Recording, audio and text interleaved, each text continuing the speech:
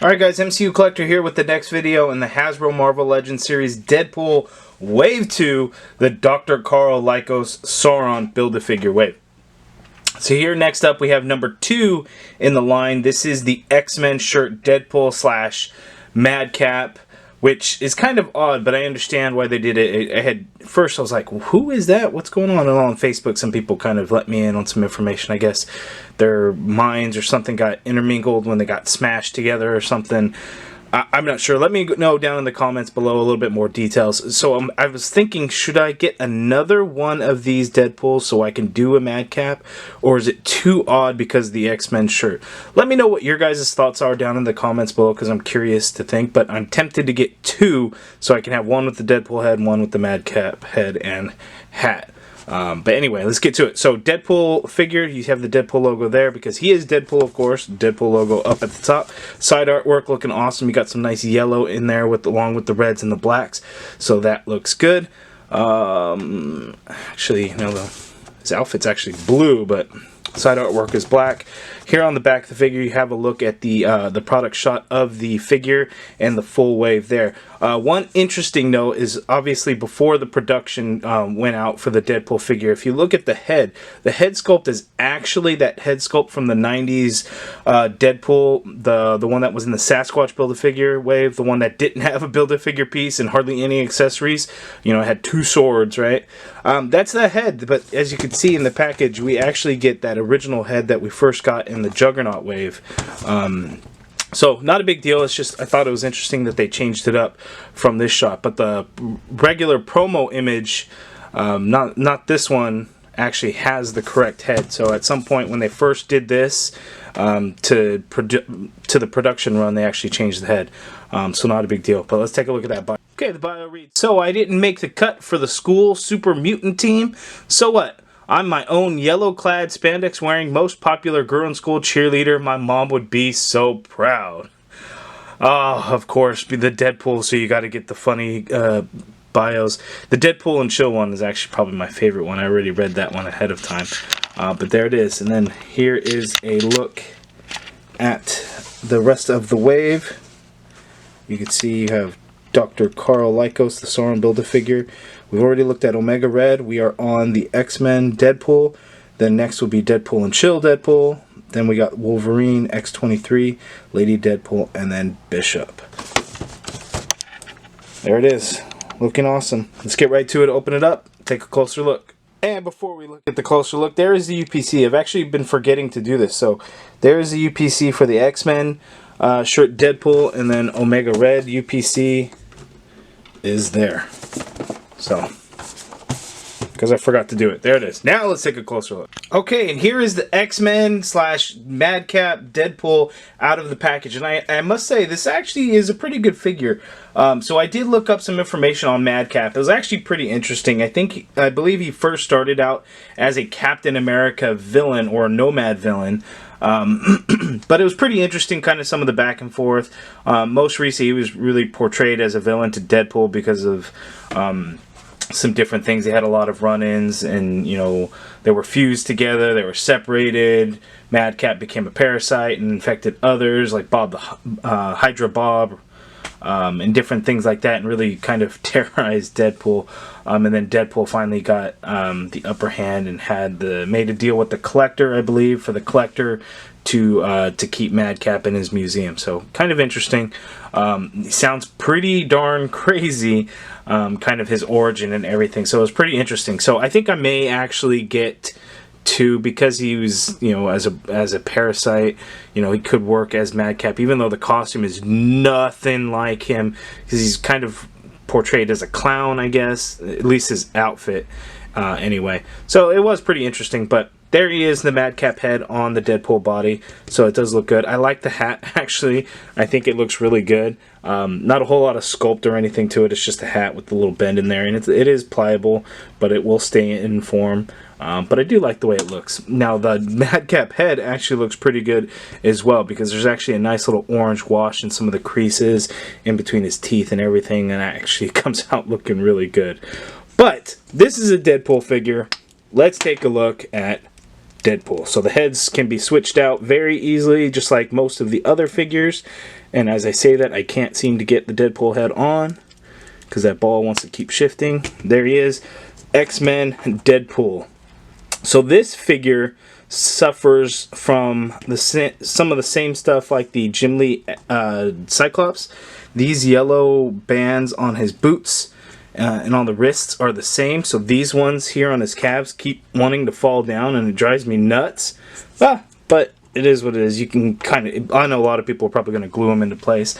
I don't really do any of those things to my figures. I really leave them untouched, you know, out of the package is how they are, so that's how they stay. But pretty interesting. Now, the thing I like the most about this figure, it is on the Spider-Man 2099 body mold. So Bucky Cap, no more, or at least not in this figure, because Deadpool and Chill has the upper body to Bucky Cap. But Bucky Cap still gets used, but this figure is the Spider-Man 2099 body, which is a much better body in my opinion, because there is more articulation. You get the nice butterfly joint, and look at that. That's an awesome one. So the accessories that this Deadpool comes with, he comes with this gun. Now, we've seen this gun multiple times.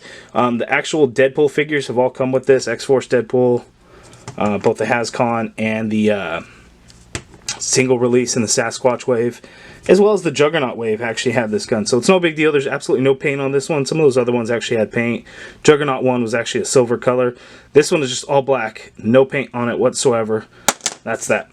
The other accessory it comes with is the Build-A-Figure piece, which is the tail to Sauron. So it's just done in that flat green, just like his leg was. There's nothing else. But at the end of the tail, we get a little paint variation and color variation in there. So a little bit of light green mixed in at the end of the tail, so that's going to look good. Now this tail is actually a lot bigger than I thought it would be, because you could see it's, you know, if it were stretched out, it'd be taller than a regular figure. So that tail is going to be huge. So this Build-A-Figure is going to be large. Not only is the wingspan going to be huge, but the fact that the tail is going to stick out that far behind the figure is going to make it a little difficult, I think, for some people to display in their collections, whether they have detolfs or regular shelves or however they do it. So that's, I think, a good problem for any collector to have when a figure is too big or too widespread to fit in their collection, because that's a good sign that, you know, we're getting decent figures that have good sculpts, that are accurate, and then size is a big one, especially with a Build-A-Figure, right? We don't want tiny Build-A-Figures. We like the nice big Build-A-Figures. So there is that piece, and there is X-Men. As far as articulation, I'll go over it real quick. Head goes down all the way up. You have that butterfly joint, ab crunch that goes down that far, crunches back that much, waist swivel, legs go out only that far apart, upper thigh cut, double jointed knee, boot swivel, and then these things keep falling down. And let me see, there we go. You gotta force it up a little bit higher to get on there. Foot hinges up, all the way down, ankle pivot. So great articulation on this figure, except, you know, only getting the legs that far apart. But other than that, it's great articulation. As far as the paint, I'll get up close and we'll take a look at that.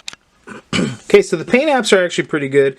Mine gets a little fuzzy around the black outline of the X-Men.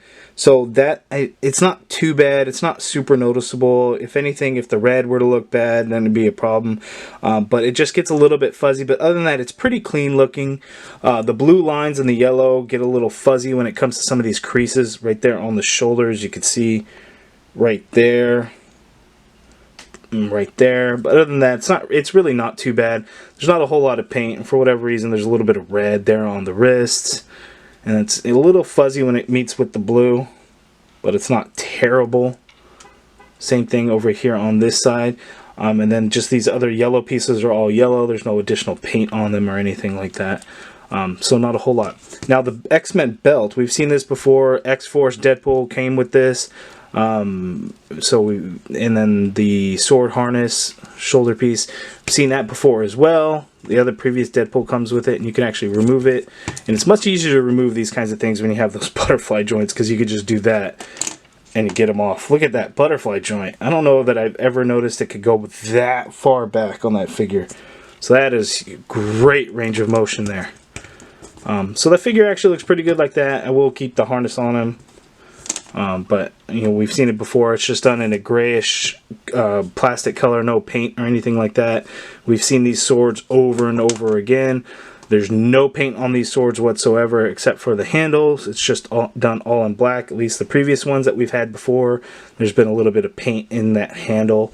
But this time they're not. Mine's a little bit warped out of the package, so you could just warm them up, you know, a hairdryer or hot water to do that. So you have that, and then these will get in his hands no problem. It's a little bit loose because these are the trigger finger hands, but he holds them.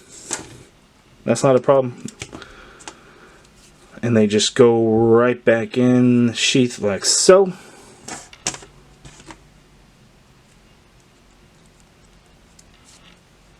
Done. And then you can place this right back on the figure.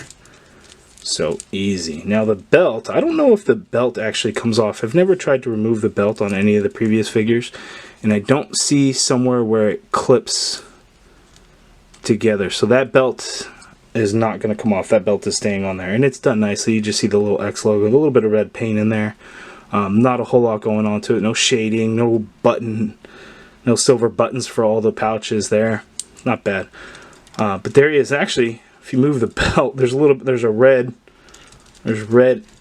some more red in there, but the belt hides it away. So I wonder why it's. I guess if you just keep the belt a little bit lower, you could see it, because you gotta have the Deadpool red, right?